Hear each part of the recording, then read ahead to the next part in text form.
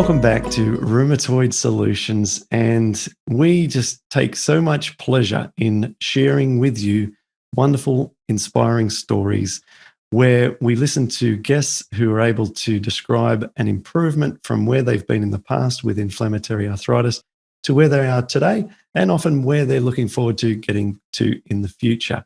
Today, we've got another guest who's going to share her journey with us and also provide us with lots of useful and implementable tips that we can use to improve the ways in which we are going about our diet, exercise, mindset, and so on to continue to improve our health.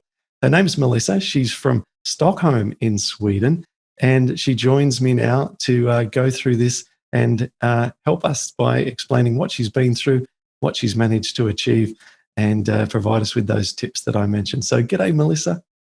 Hi, Clint. So nice to meet you. It's You nice too. to be here. You too. Now, you were diagnosed in 2016.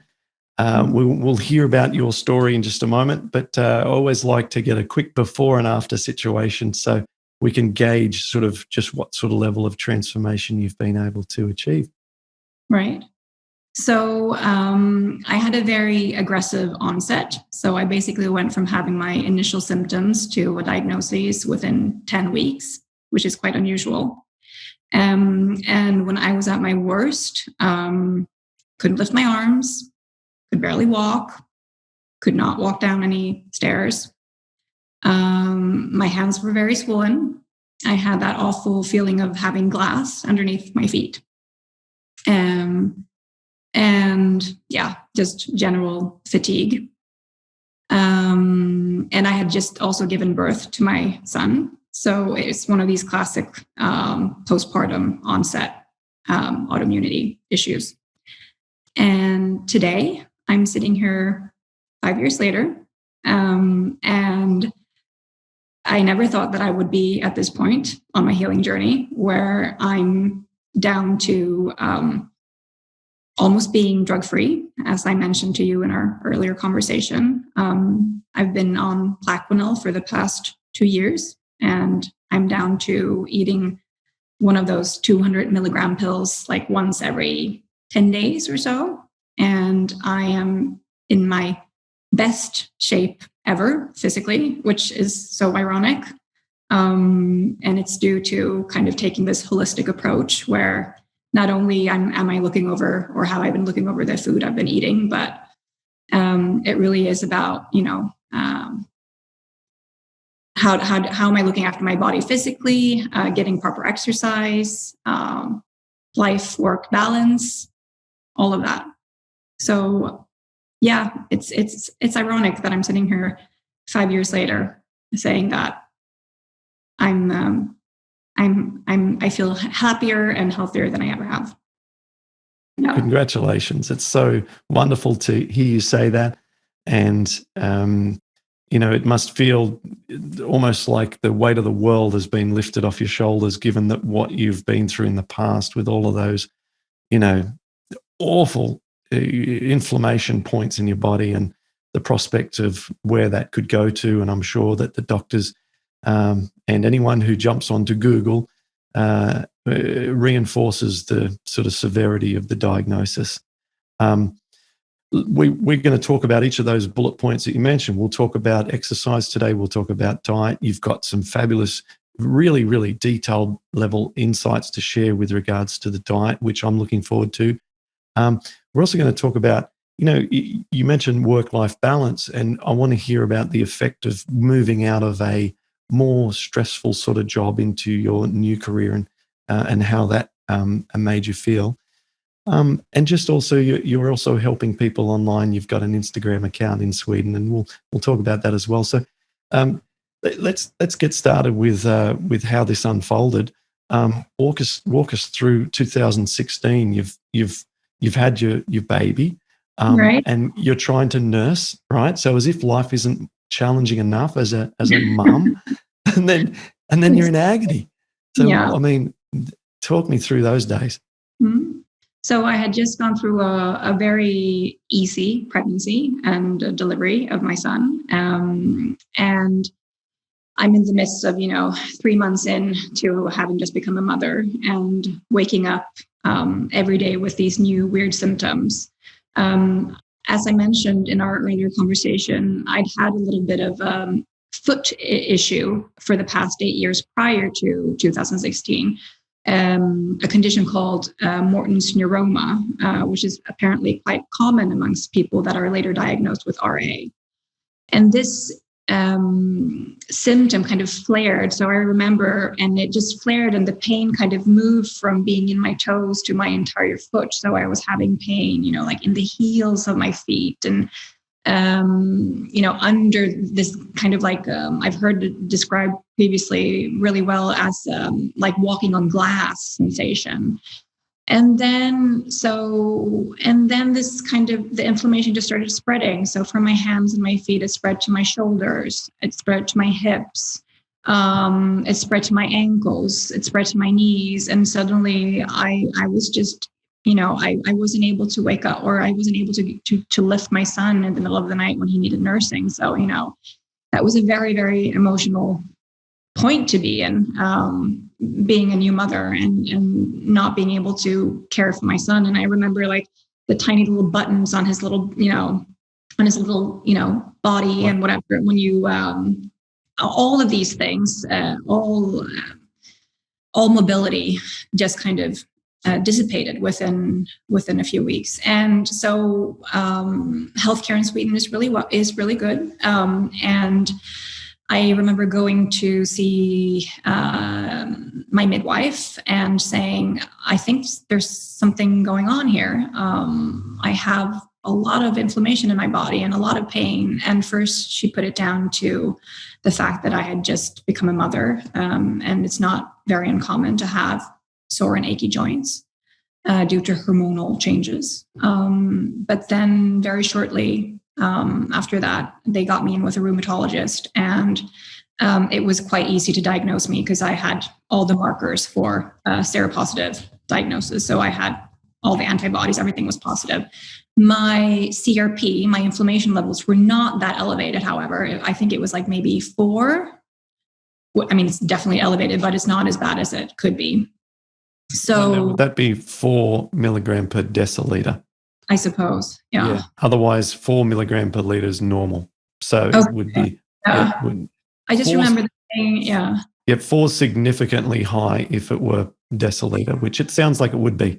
Yeah. Friend of mine's in the Isle of Man, and in as another European reference point, it's milligram per deciliter in the Isle of Man. So I don't know if that gets us any closer to clarity. But yes, I suspect that's what it would have been. So anyway, continue. Yeah. And I just remember I was fairly certain I had RA because obviously I had consulted Dr. Google and been told that this is most likely what you're struggling with. So, but still, it is such a heartbreaking moment when you're sitting there in the office at the rheumatologist. I remember I had my son and my husband with me as support, and I'm grateful because I don't remember much that was being said. It was a shock. I should also mention, I come from a family with a lot of autoimmunity. My mother, she's had MS since she was in her 30s, and her brother, he has alopecia. So I've always been slightly familiar with obviously with my mother, but I've never understood the world of autoimmunity and how I think there's an expression about like genes load the gun and the environment pulls the trigger, which is obviously the case for me. I should also mention that as a child, in Sweden, we have an expression for this, that we're an ear child, it's called. It basically means that you're a child who suffers from chronic ear infections. And so there was a lot of treatment with antibiotics. So it really kind of like set the scene for what was to come. And I guess pregnancy just kind of triggered it. Yeah.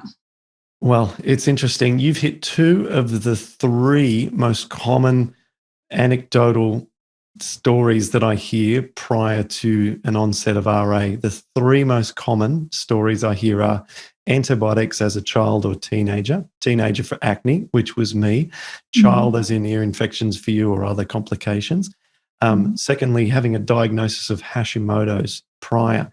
That seems to increase risk factors for developing RA, and onset straight after childbirth with the precipitous, I love that word, precipitous change in hormonal readings. So you've hit two of them. You've had the sort of post-childbirth story and also the childhood antibiotic component as well. And you also, you mentioned the Morton's neuroma. Whilst that isn't an autoimmune disease, you also had something not quite right going on earlier with that's inflammatory. So, these antibiotics, aren't they I mean, anything we can do to not use them if we're not putting anyone at risk, the better. I've become one of these crazy holistic people who, like, whenever my son has a earache, I just like jam in a raw, piece of garlic and olive oil in his ear and hope for the best. And it's worked every single time. Yeah. But I'm just like terrified. I mean, I think that's also what happens when you're a parent and you get sick with a chronic disease where, there might be some kind of hereditary factor in play. The fear of passing on my genes, it's real. Yeah, that fear. Well, a couple of things to add there, just out of interest, is first of all, I've just recently learned from a microbiome researcher. Her name's Jenya, and she has a last name that I admit I cannot pronounce. And she's a very, very, very high intellect researcher in the gut microbiome and stuff. And I've got her appearing on my upcoming summit, which I haven't talked about, but it's about to be launched within the next sort of 6 weeks. And when I spoke with her, she talked about how the gut microbiome is actually established fully by the age of 3. So when we are 3 years old, it resembles very much what adult microbiomes look like. And so in those first few years, if we're getting antibiotics in those first few years of life, it really shapes what will become sort of their consistent microbiome from 3 onwards, which I think is, it's quite fascinating. You think of this child and it might be so different to us, but no, those early antibiotics are crucial. And one of you might know Katie, who often appears on our podcast. I follow her. Yeah, Katie, right? Yeah. She's had rheumatoid since she was 1, and she had lots of antibiotics through her first year of life. So likewise, we're just seeing this sort of aha kind of thing going on with the antibiotics. So whilst they can be life-saving, use with caution, of course. There was another point I was going to make, and it's just slipped my mind at the moment. So I'll hand back over to you to continue with your really interesting story. All right. Thank you. So anyways, I've just been diagnosed. Yeah. And my doctor puts me on the standard treatment, which is, in Sweden at least, 25 milligrams of methotrexate. Yes. Combined with, what is it called? The sulfasalazine, Plaquenil, cortisone, of course. Cortisone. Yeah. Cortisone. So what my rheumatologist did is that he put me on initially like a high dose of cortisone, a low dose of methotrexate, and then he pulls down the cortisone as he increases the methotrexate. So you do that for a course of 3 months or something until you're no longer relying on the cortisone. And it worked well. Meanwhile, I'm just one of these people, I guess that's just how I am, that I had a hard time understanding why I had gotten sick. And I just felt like there had to be a better way of treating this illness. So while now being, in treatment and responding well to the treatment, because I have to say with methotrexate, I had the only side effect I ever had during those years was the fact that I was getting sick quite often. So I felt like my immune system was just not as strong as it should be. Bear in mind, I also had a young one. So of course the germs that he brings home from daycare are quite potent as well. But, I'm,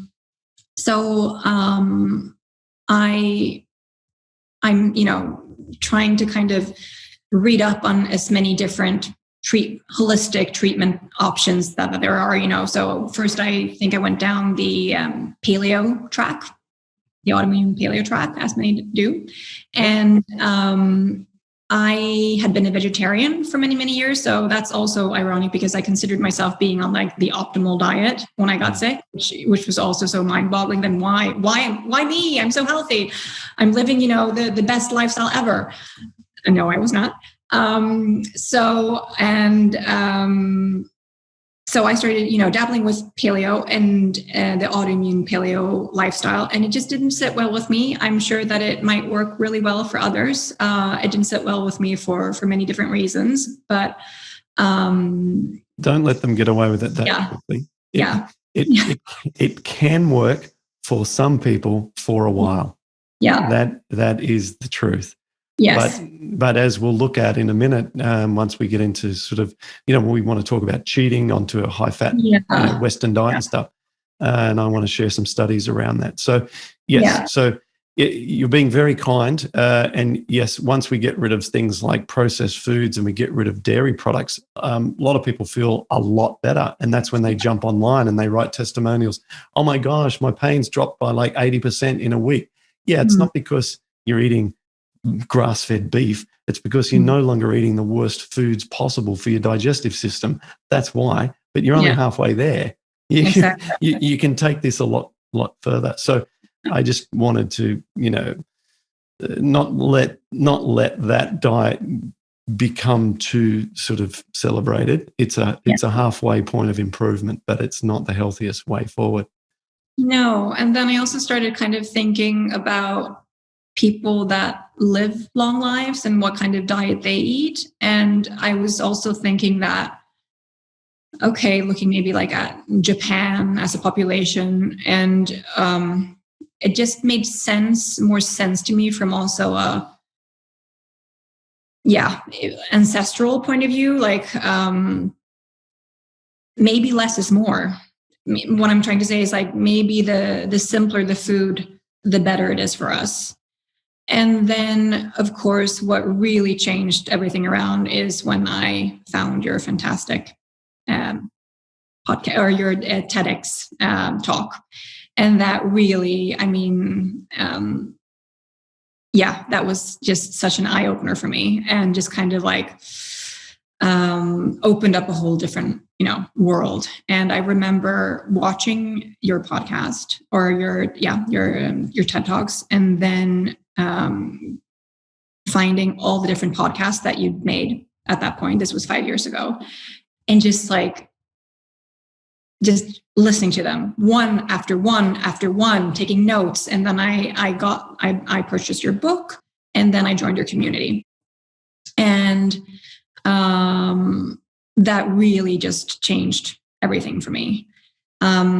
It hasn't been, this has been a very long process for me. So it's taken me 5 years. And the food, changing my diet, was a big piece of the puzzle, probably the biggest piece of the puzzle. But I felt like my healing plateaued after about 2 years or so. And I just was not making enough progress. And that's also when my methotrexate stopped working. So I was suddenly getting a lot more inflammation, and my doctor agreed. He wanted to put me on biologics immediately, but he agreed that we try Plaquenil first. And that worked really, really well. And this is about 2 years ago. And this is also when I started making some really big life changes that we were on to earlier. Let's talk about the life changes in just a second. When I just want an observation that normally doctors won't even entertain going from methotrexate to Plaquenil, because in terms of the hierarchy of effectiveness, if we speak in general terms, methotrexate is normally a more effective and powerful or more, just more effective than Plaquenil. So it's an interesting concession that your rheumatologist made to say, okay, instead of increasing the sort of a treatment approach into a biologic world, let's go almost backwards into Plaquenil, and that it actually worked really well for you. And I find that really, really interesting.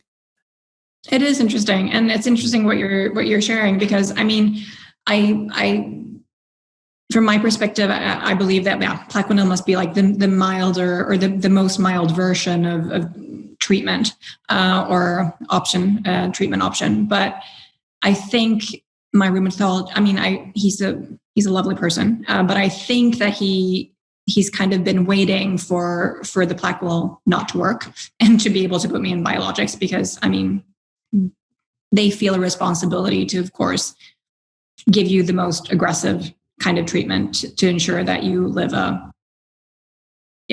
pain-free life. I don't want to say healthy, but a pain-free, as pain-free as possible life. So 2 years ago, that is when I started the Plaquenil. That's also when I left my managerial role at a big corporation, and started my own business together with a good friend of mine. And I remember people saying that was a crazy idea to leave a safe job, safe employment. And, you know, that sounds really stressful. It sounds really risky. Are you sure you know what you're doing? And yes, of course, it's a big responsibility to run your own business, and it's a big leap of faith, but it's also given me so much more control over my life. And I honestly feel it's like one of the best decisions I've ever done. It's really increased the quality of my life. How quickly did you notice improvements to your health after you left the corporate job? Like maybe 6 months in, I started noticing. Yeah. Okay. And then the wonderful thing about that is that the woman who I started, we have this little agency together. The woman who I started this agency together with, she was really, really into Pilates. She's been doing Pilates for about 15 years.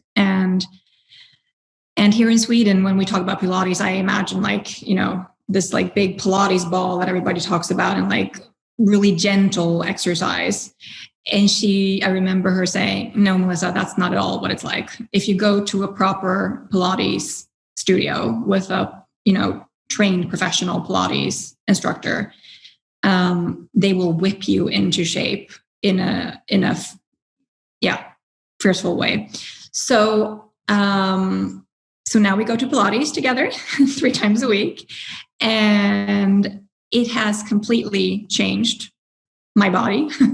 And I've gone from being, you know, I've always been like a petite person, but now I have like strength and muscle, and Pilates I find is the optimal exercise for me, because I did a lot of Bikram yoga, following your recommendation, but I find that it's a big investment in terms of time.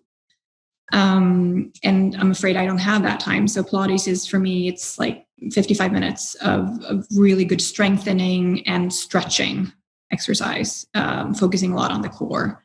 And if you find a good studio with a good instructor, I highly, highly, highly recommend it. I've only heard good things about it. You might recall Ellen, who's the administrator inside our support forum. She does Pilates, and she mixes that up with some Bikram on alternate days. And she said the Pilates has helped her build muscle, get stronger. Again, we mentioned Katie. I think she might have done a little bit of Pilates. It doesn't come up as much as what I really, thought that it would. I don't know why that is. I think there's no reason why it shouldn't be embraced with much more enthusiasm, certainly to give it a go. I love the concept of building the core. And, I was just doing planks myself upstairs before we began this conversation. I do planks every night. My little 3-year-old sits on my back. It's, anything that builds the core and builds strength and increases flexibility. I mean, this is sensational stuff. So, did you have to make any modifications, certainly in the earlier stages, for any joints that were hurting, things that you had to sit out or avoid?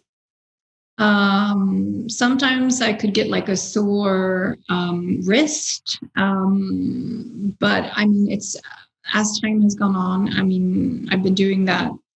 I've been taking classes 3 times a week for the past 2 years. They were able to maintain being open during COVID. Sweden has had a very different approach to that. Yeah.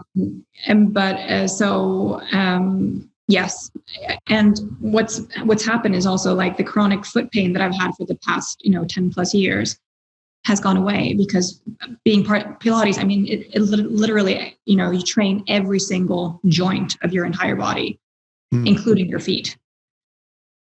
Yeah, I want to comment on this. This is just something really interesting that I've noticed is that, keep in mind, I've 15 years of rheumatoid arthritis and was out of control for the first 3 or 4 years, major surgery within the first 4 years of diagnosis, left knee completely destroyed by that time, had no cartilage left. So, my inflammation was completely uncontrolled and raging for years, and a lot of damage was done. My feet were affected during that time as well, very, very hard to walk around. So there's a lot of damage in my feet. But I find that, I'm walking around barefoot a lot recently. But what I've found, and we're just talking about these planks, is that the feet feel fantastic when I consistently get into a plank position barefoot. And my toes are therefore really bent upwards back towards the top of the foot, because the toes are taking all of the body weight of the legs and the lower body. And obviously the front part of the body is underneath your elbows. But find that, that actually makes my feet feel fantastic when you do it consistently. I wonder if that's also it's like a really deep stretch into the toes. Yeah. I wonder if that's also helped your feet. I think it has helped my feet a lot. And I think another thing, you mentioned it now, you were walking a lot of bare feet at home. So I was initially, when I got sick, my doctors told me that it's good to walk, always wear Birkenstocks inside or whatever. But I actually want to challenge that, because I feel that you need to constantly work the muscles in your little toes and in your feet. And by walking in, super ergonomic, sneakers or Birkenstocks, whatever, you give your feet a break from that. So I actually think that it might be contradicting what you should be doing. I do too. My recommendations on this at the moment, and I'm still holding steady to this, is that if your feet are inflamed, you shouldn't walk on hard surfaces barefoot, right? However, and this is a real subtlety, and the line here is very fine, you should therapeutically walk barefoot on soft sand on a beach or something. So you get zero impact through the foot, but you do get that flexibility in the toes, all those little joints in the feet. Everything does get a big range of motion movement without the impact. And so my experiments on this over the years have made me, certainly for my feet, find that barefoot walking on soft sand is brilliant, actually therapeutic and beneficial. But if your feet are tender, stay off the cold, hard concrete or tiles. But gee, my feet have felt great ever since I've been doing these evening planks with my boy. And it's just, I've just really concluded that that's been one of the best things for my feet in a very long time. Ties in with your planking. I really think it's, I mean, with Pilates. Planking is part of, Yeah. Do you do the class barefoot, or you've got shoes on, don't you? No, you have these, you're barefoot with these little socks that have kind of like a sticky surface on the bottom. Right. So it's very possible that what we're talking about applies, because the shoes prevent that really deep bend into the toes that we're talking about. I must say it's a bit, when I first started doing this some months ago, If one side of the foot especially doesn't move as much as the other, it can hurt a little when you come your body weight into those toes. But persevere with it if you're listening and curious. I've found it great. So Pilates, diet, changing your job, these things all coming together. When did you start moving your Plaquenil from 400 milligram a day to 200 milligram spread out to nearly 10 days apart? I mean, how did that happen? I think it started about a year ago when I started spreading it out, because I was just in a absolutely completely pain-free place. So I just started tapering it. And then I kind of got to a point in the beginning of summer, in May, I believe, in spring, where I started, having a plan for it. So that's when I started spreading out to taking one tablet, 200 milligrams, every 7 days. And now I'm taking one of those, I think, every 10 days or so, approximately. Have you noticed anything at all in the change by doing it? No. Yeah. So that's the straight. This is also why I'm so happy to be speaking with you, because I feel like my husband and I were having a conversation about this just last night, and I feel like I'm relying on it more emotionally than I am actually in terms of, is it preventing inflammation from happening? I don't know. I like these discussions. This is right into the sort of like, right into my my zone as to the sort of stuff that I like talking about, which is looking at the fors and against of certain decisions and which strategy is going to ultimately satisfy your feeling for safety, also satisfying the relationship with your rheumatologist, also satisfying the need for us to have as low as inflammation as possible at all times, managing side effects and all that sort of stuff. And of course, I don't pretend even in my wildest dreams to act as a rheumatologist, and nor would I ever want to have that role. I find the conundrums very interesting, and what I can say is just sticking to the obvious, commonsensical response is that if you're on a daily tablet, right, it's meant to be taken daily for its effectiveness, and you're taking it every 7 to 10 days, then if you were to average that out over an equivalent daily dose, you're on, arguably an insignificant or a non-therapeutic dose of that drug. It also takes 2 to 3 months commonly for that drug to actually work.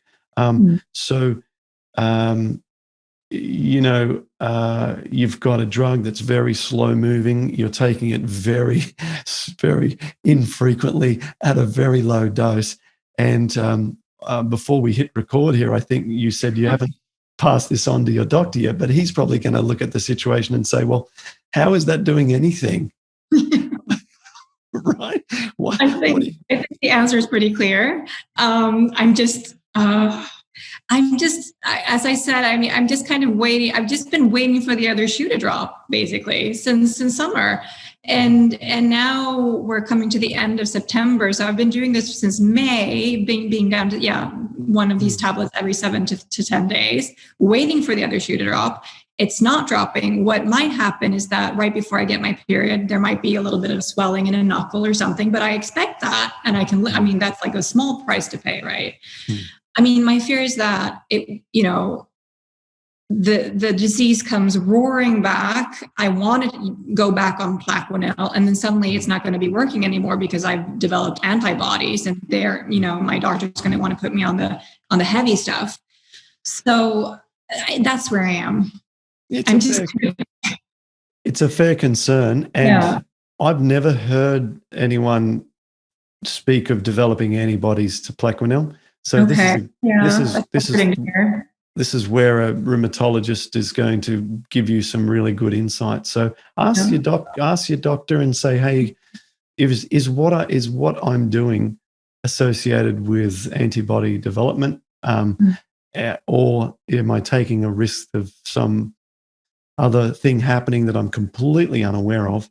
and see what he says, knowing that the pre-frame of entering the conversation is that his responsibility to represent the rheumatology agreement almost is to be very, very aggressive with medicine intervention to avoid joint damage. So he is likely to say, he's likely to, I don't know. I've not been in this situation before. It's an unusual combination of drug and dose. I've not heard of it before. So let me know what he says. I'll let you know. Yeah. Well, congratulations on all that. I mean, you've done so well. You're in a position where, like so many females, you get a little bit of inflammation right before your monthly cycle. This is common. We hear of it all the time inside our support forum. It's almost like, you just got to roll with the punches, and then you know that it's going to pass. And we don't do any food testing and so forth at that time, because it's influenced by that moment in the 30 days. And therefore, you're getting, false negatives and false positives and so on. So other than that, I mean, you're crushing it. You're going so well. It's just brilliant. Let's talk about some of the tips that you've got for people. Let's just bullet point some of the strategies that you feel that are maybe less obvious for people if they're following the program already. If people are wondering, what is this program? We haven't mentioned it. It's the Patterson program for rheumatoid arthritis. So let's talk about some of these nuances that you've applied to it. Yeah. All right. So, the program has been such a lifesaver, Clint. And so what I have some notes here on the side, so I might be looking down to just make sure that I'm catching everything. But I think, RA for me is very much about digestion, and to ensure that I'm doing everything to support my body to help it digest whatever I'm eating in the best way possible. And so when it comes to the diet that is prescribed in the program, which is obviously heavy on the buckwheat and quinoa, for instance, I always make sure to soak everything for a really long time. I'm not talking 2 hours. I usually soak it overnight. So I soak the quinoa and the buckwheat always overnight, especially with the buckwheat. I think it's common. Yeah, I think everybody knows, or most people know this, that you need to first rinse it with hot water. At least that's what I've been told. At least that's what I've read. That you boil. You're meant to. This is what I've been told. You're meant to boil water and rinse that, and rinse the buckwheat in boiling water, so that it releases this kind of pink color. It has that pink color. Yeah. Yeah. So you want to get rid of that as much as possible. And then after I do that, I soak it in cold water and rinse it a few times before boiling it. So I always do that. I always soak it, first rinse it in boiling water and then soak it in cold water, rinse it a few times. I always soak my quinoa. And when it comes to quinoa, I always prefer the white quinoa because I believe that is easier to digest than the red or the black, even though the red and the black potentially might have more nutrients in it. But I believe it's more difficult to digest, for me at least. When it comes to beans and lentils, which I also rely on, I always soak it together with baking soda. Also a trick that I learned. It breaks down the enzymes that potentially can irritate the gut lining. So that's also a tip that I would like to share. That helped me immensely. I also soak, over the night, beans as long as possible. Sometimes I even soak the beans so long that they start sprouting, which is even better. Yeah. Just to get the clarity on that. So do you put, let's say you rinse the beans, which of course are hard, very, very hard. If I'm thinking of black beans in my mind as I'm talking, you've rinsed them thoroughly, and then you've actually added, how much baking soda do you add before you then leave them to soak? I would probably, for 500 grams of dried black beans, I would probably use a tablespoon of baking soda. Right. Okay. Roughly. Yeah. Okay.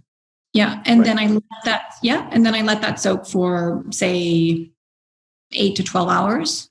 Yeah. And then I soak it rinse and soak a few more times, because I want to make sure that it doesn't and I don't know if this is even possible. It's just my general fear of, messing things up. So I don't want the beans to reabsorb the liquid. So that's why it's also important to re-rinse and re-soak them a few times afterwards. But then I don't normally add more baking soda. So I do that initially and then just kind of rinse a few times.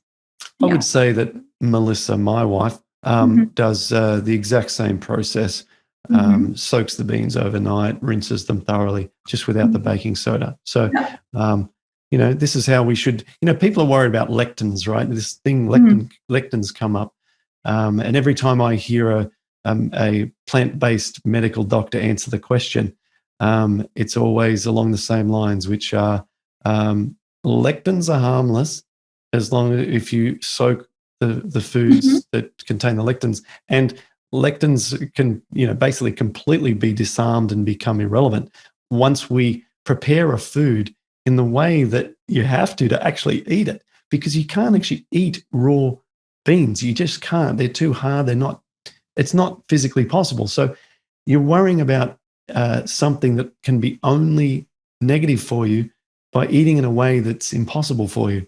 So the lectin situation is kind of a moot point, but it does come up from, we talked about earlier about like the AIP camps and stuff like that as one of the sort of potentially gotcha kind of ideas, but it's not really much of an argument. Can you continue? These are fabulous little insights. So then also to support my digestion, I started incorporating a lot of digestive enzymes. I know that's also something that you recommend a lot on the forum. That also really has helped the process, my healing process. So proteolytic enzymes or broad spectrum enzymes? Broad spectrum. Oh, really? Cellulose include? Yeah. I believe they are. And I've been mixing that a little, trying, depending on what I can get a hold of, basically. But some type of digestive enzyme to kind of support the digestive process. That has this was something I did for years. I must have spent. I hate to think. Look, enzymes also aren't that expensive. They're not too bad, but I used to take amounts that would, make people double, like, what the heck is that guy doing? Sometimes like 6-7 capsules at a meal, thinking that, maybe my whole digestive system's just not working. And so I basically have to, replicate my own body with supplements. And it's one of these things that you never know if it's doing anything, but I believe in it as a concept. And so, I took so many. So that's interesting that you've found it helpful too. It's helpful. Yeah, good. Thank you. And then, I also, of course, I can go through this. I've supplements. It's the classic, D vitamins, like a vegan multivitamin, B12, whatnot. Making sure that I'm getting plenty of omega-3s. I get mine through, what are they called? The little seeds, not chia seeds, but also the other flax seeds, which I put in my daily smoothie. Yeah. But I think one big, I don't want to say tool, but one big mindset that has helped me, and this is also a process, is letting go of fear of like messing things up. Because I think initially when I started your program and when I was sick, I was very, very afraid of, accidentally eating oils or accidentally messing things up, thinking that it would put me back to, starting all over again. And that created a lot of stress for me. So I think, and I know that this is really difficult, and it's taken me a long time to get there, but just trying to have a relaxed, or maybe not relaxed, but having faith in the process and knowing that one is doing as well as one can and doing everything in its power to kind of having this clear goal, but not being so hard on yourself if things go, I don't want to say wrong, but if, life happens as well. I mean, this is also one of the things is like, we as human beings, we have a set plan, we have a set goal. And my goal was obviously to get, my goal was to be healthy and free of medication, but I wasn't kind of realizing that that's not always the path to getting there is not going to be straight. It's, and I mean, with everything that the whole world has gone through now with COVID and everything, I mean, I think it has been a very humbling experience. And being diagnosed with RA at the age of 34, having just become a mother, that's a very humbling experience. And it's been difficult to navigate, but I have a lot of faith in that process these days. Yeah. No, I'm searching for the sort of appropriate metaphor. The one that comes to mind just off the top of my head is like, when we each get diagnosed, we can follow, a plan that's been put together for, I guess the best guidelines that we can follow against what is a tremendously difficult opponent. And those guidelines can be like a coach. So the coach is there to follow and to tell you the theory behind it all. But the first day you get diagnosed, you're actually in a professional boxing match and you've got the guidelines from your coach, but you take punch after punch after punch because you really don't know how to sort of make it your own and how to flow with the experience rather than just reading it and taking it in intellectually. And we don't know if we should be throwing the punches or against the ropes and stopping the punches, or we should be saving our energy or going out and attack. This metaphor's got its limitations, but basically like it's a boxing match from day one, and you're going to get hit a lot, and you're going to eventually work out your own style with the way that you approach it. And it is different for everyone. And so, it's so individualized, and yet also sort of there's so many consistencies amongst us all. So, that's how I felt when you were explaining your experience as well.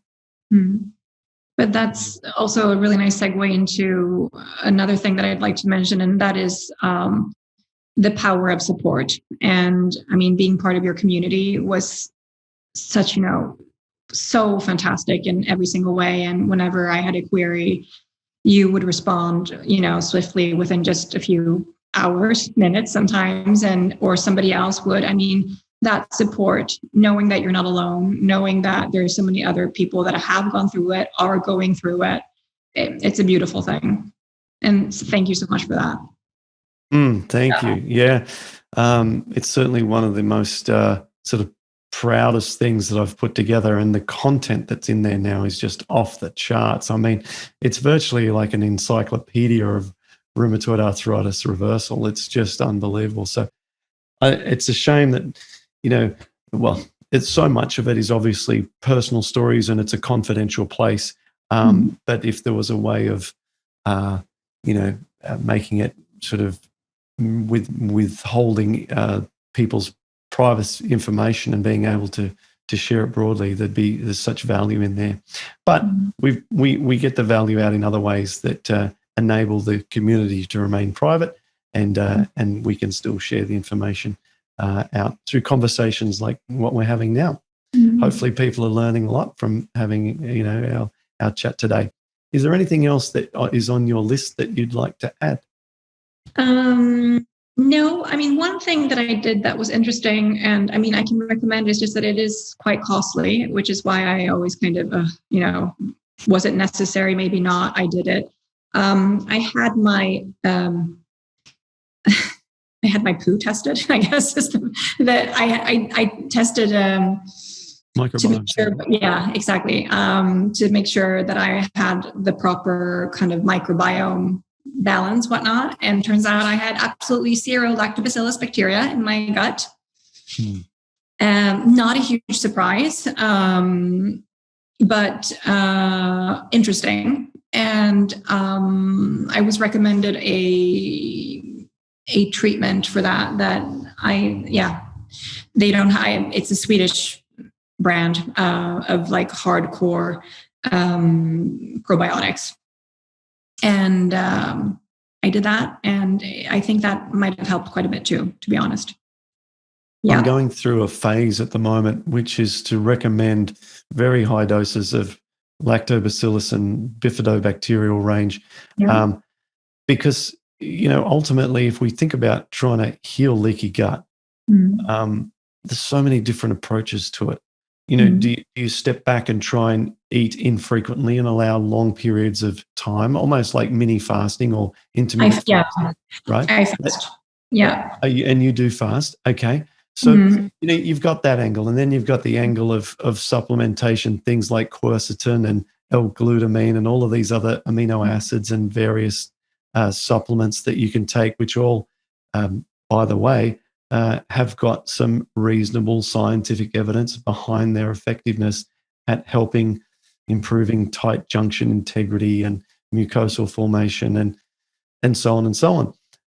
But what comes up consistently and really reassuringly is that our healthy species of microbes, specifically lactobacillus and the bifidobacterial range of bacteria, their subspecies included, because they each have a multiple number of subspecies below, just within that genre of bacteria.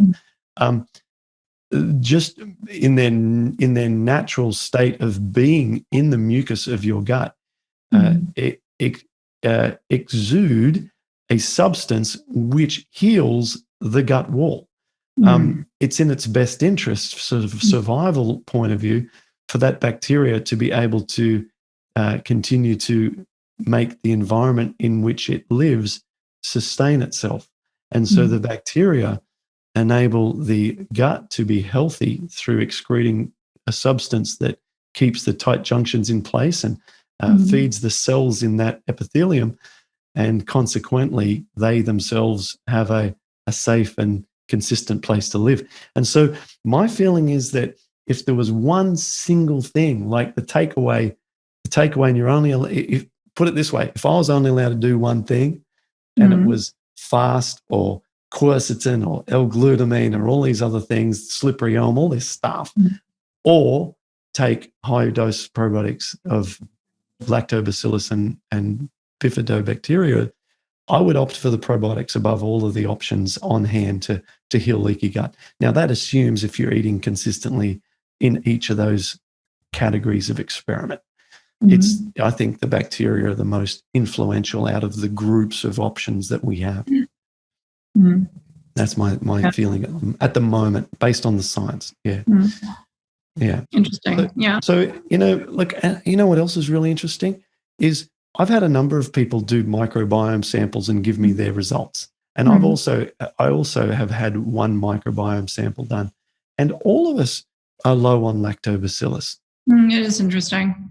And when I try and see this in the studies as well, it also shows up that it's less common than what we expect as well. And so I'd like to, ask an expert on this, but I don't think it's terribly inconsistent of you to have low lactobacillus, and I don't think it's plant-based diet cause. I just think it's there's something else to this. There's something else there, and I'm not quite understand what that is. But I'm glad you supplemented, and I'm glad that you think that it may have helped.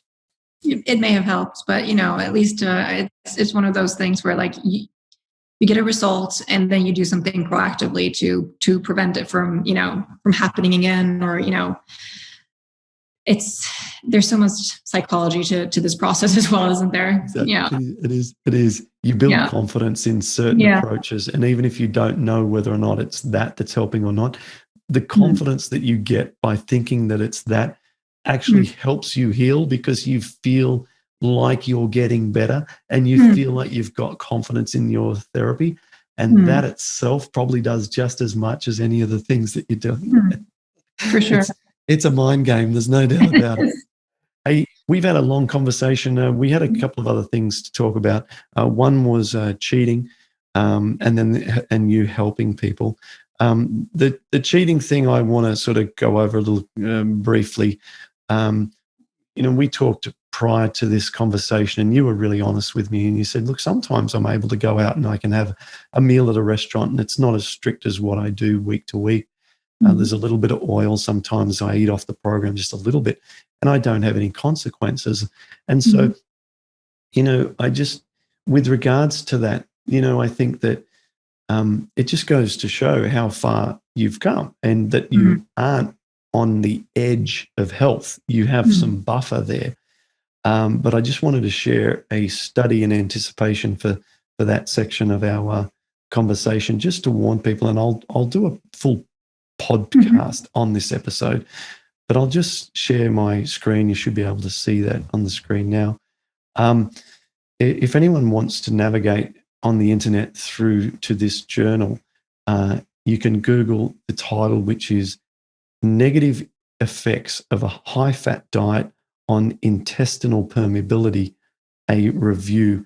And this is a review paper. So what these do is someone sits down and spends weeks just looking at every single paper related to this particular topic, and then they compile a summary of all of the information they could find, put it together in tables, and say, on this study it says this study says this, and so on and so on.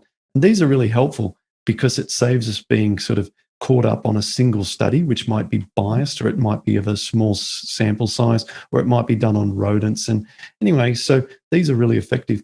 This was from 2019. And what I love about this particular study is that it basically lists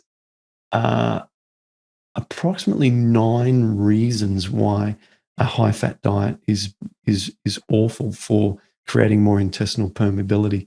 I did highlight some of this, and then I restarted my computer, so I don't know whether or not my highlights are going to show up. Let's have a look. If not, I'm just going to read from the conclusions here.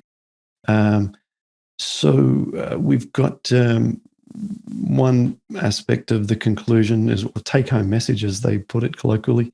This review should bring greater awareness of the impacts of diet on intestinal physiology and how this may contribute to the etiology of diseases, in addition to potentially providing an alternative supplement to treating existing GI pathologies. That wasn't the sentence I needed. Let me see. Bear with me. Here we go. This is the sentence I wanted. I apologize for the pause. Here we discuss how dietary fats disrupt every aspect of the intestinal barrier symptoms and how intestinal barrier system, and how this may manifest clinically. And what they do is, I scroll back up here. They have subheadings throughout, and each subheading is a different way in which the dietary fats associated with a high-fat diet negatively impacts all aspects of a healthy gut environment.